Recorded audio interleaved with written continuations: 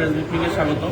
তো প্রথমে আপনারা সবাই দেখছেন হচ্ছে আমরা 6 জন হচ্ছে আমাদের শিক্ষার্থী সংখ্যালঘু অধিকার আন্দোলনের যে প্রতিনিধি হিসেবে আমাদের যে দুঃখিত অন্তর্বর্তী সরকারের যে মাননীয় উপদেষ্টা তার যেখানে আছেন তিনি মাননীয় প্রধান উপদেষ্টা, সেখানে হচ্ছে আমরা গিয়েছিলাম এবং সেখানে হচ্ছে আমাদের 2টা দফায় মিটিং হয়।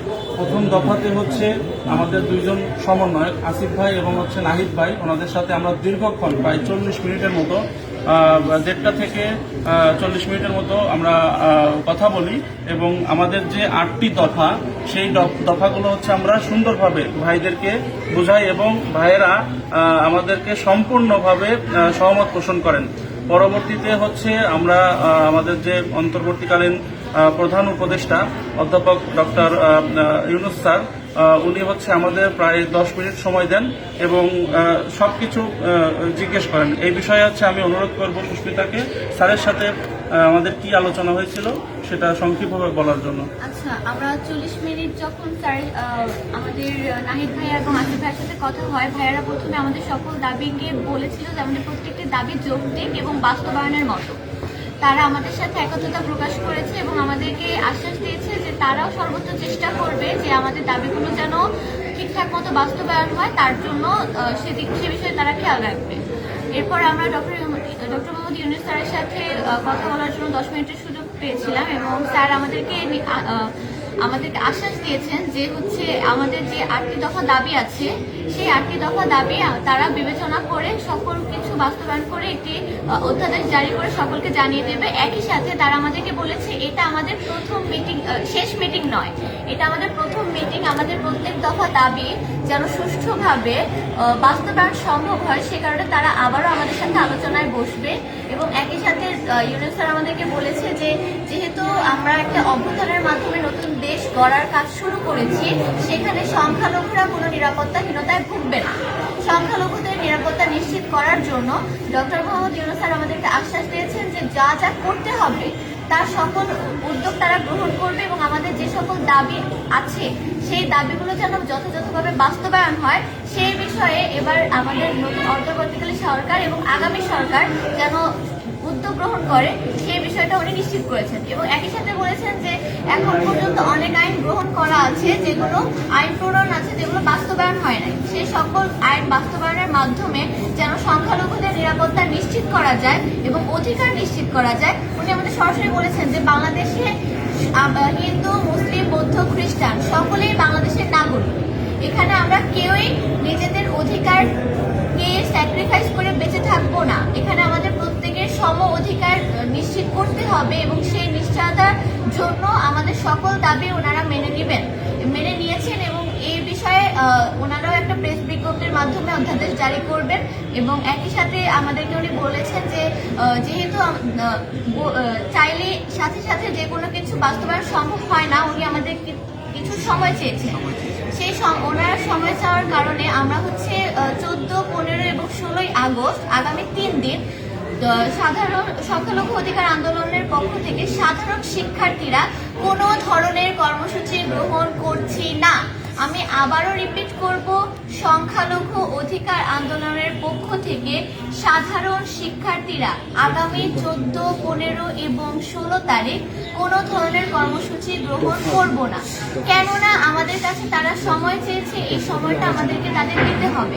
একই সাথে আমরা তাদেরকে বলে এসেছি যে এই 3 দিন যে আমরা কোনো কর্মসূচি গ্রহণ করছি না, কিন্তু আমরা এই 3 দিন লক্ষ্য রাখবো যে সরকারের পক্ষ থেকে, অন্তর্বর্তীকালীন সরকারের পক্ষ থেকে বা আমাদের সাথে যে যারা বসেছেন সেই বিজ্ঞ মানুষগুলো আমাদের দাবিগুলো বাস্তবায়নের জন্য কি কি উদ্যোগ গ্রহণ করছে এবং তার ভিত্তিতে আমরা 17 আগস্ট থেকে কর্মসূচি ঘোষণা করব। যদি আমাদের দাবিগুলো বাস্তবায়ন ঠিক মতো না হয়, সেক্ষেত্রে যদি বাস্তবায়ন হয়ে যায় সেক্ষেত্রে আমরা আপাতত কোনো কর্মসূচি রাখছি না।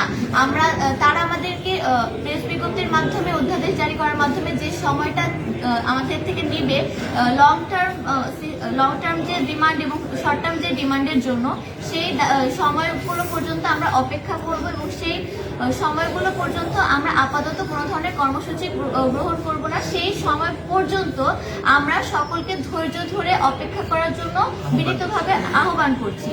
একই সাথে আপনাদেরকে আমরা আবারও বলছি যে আমাদের লং টার্ম এবং শর্ট টার্ম ডিমান্ড ফুলফিল করার জন্য ওনারা আমাদের সাথে আবারও আলোচনায় বসবেন।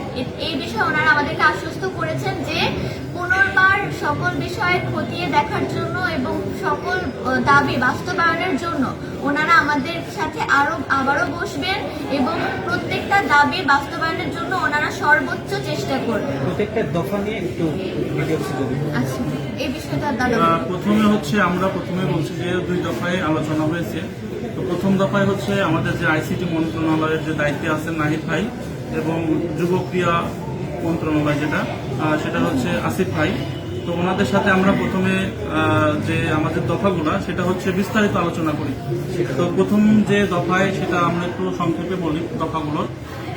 দ্রুত বিচার ট্রাইব্যুনালের বিষয়টা তারা সম্মতি প্রদান করেছেন এবং যে তিনি বলেছেন যে ক্ষতিপূরণগুলো হয়েছে সেগুলোর হচ্ছে কাজ চলমান রয়েছে, সেগুলো হচ্ছে ক্ষতিপূরণ প্রদান করার জন্য এবং পুনর্বাসনের জন্য তারা অলরেডি উদ্যোগ নিয়েছেন। এবং স্বরাষ্ট্র মন্ত্রণালয় আপনারা জানেন যে এর গতকালে হচ্ছে 3 দিন দুর্গাপুজোর ছুটি ঘোষণা করেছে। তো এর সাথেই হচ্ছে এই যে পুনর্বাসনের যে বিষয়টা ওখানে আলোচনা করেছে স্বরাষ্ট্র মন্ত্রণালয়, ঠিক আছে।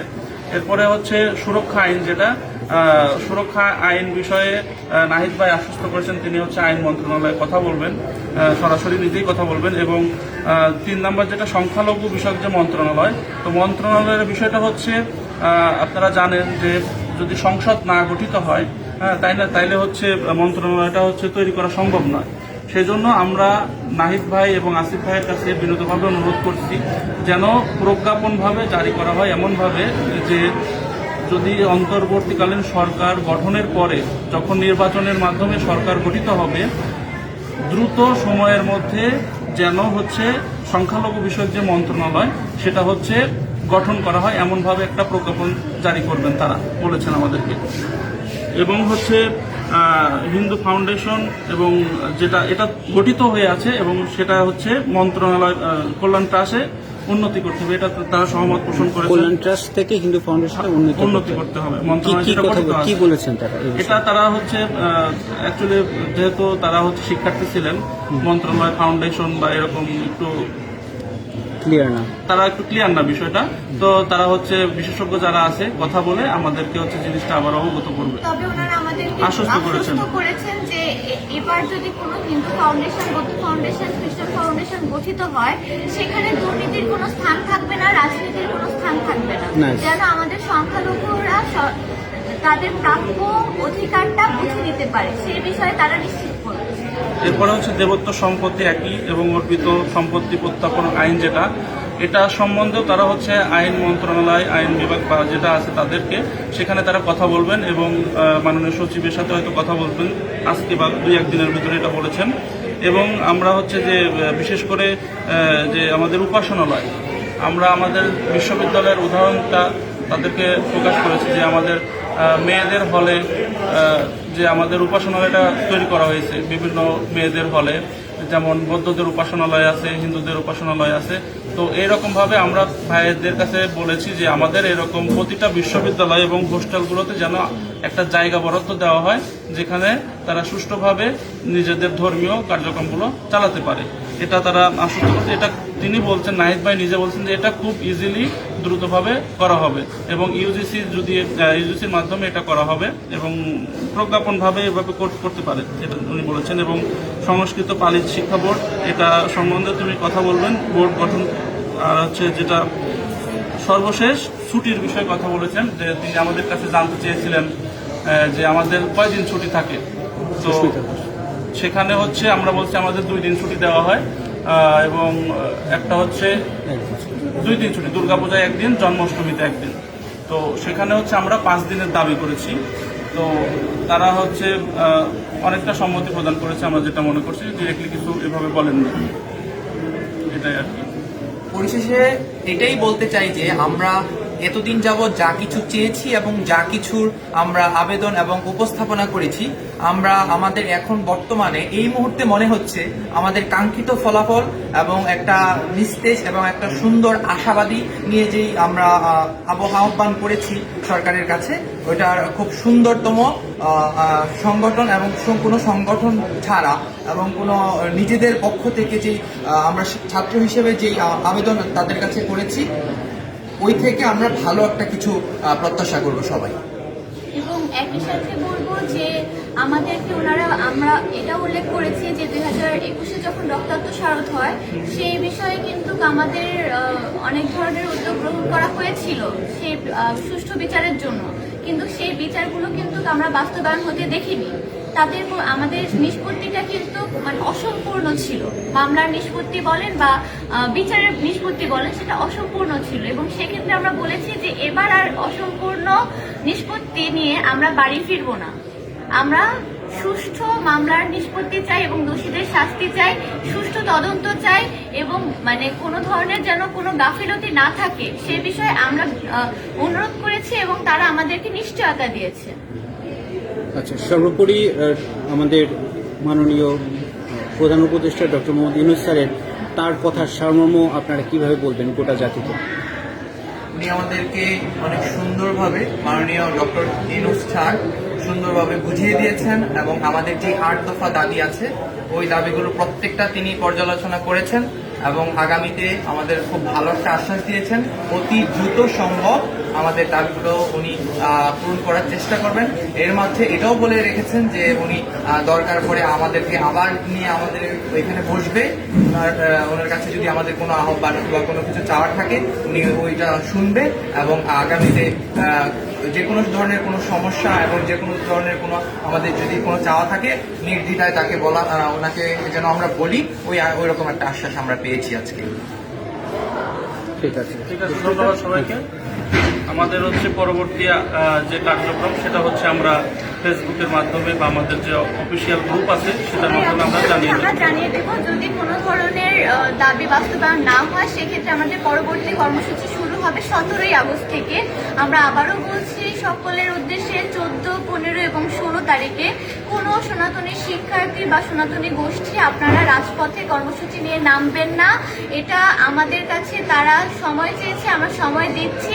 আপনাদের নিরাপত্তার দায় সেক্ষেত্রে আপনাদের থাকবে, আপনারা আমাদেরকে কিছু দায়ভার দিতে পারবেন না। আমরা কিন্তু বারংবার বলছি কোনো শিক্ষার্থী বা কোনো সনাতনী আগামী 3 দিন 14, 15 এবং 16 তারিখে রাজপথে নামবেন না। ধন্যবাদ।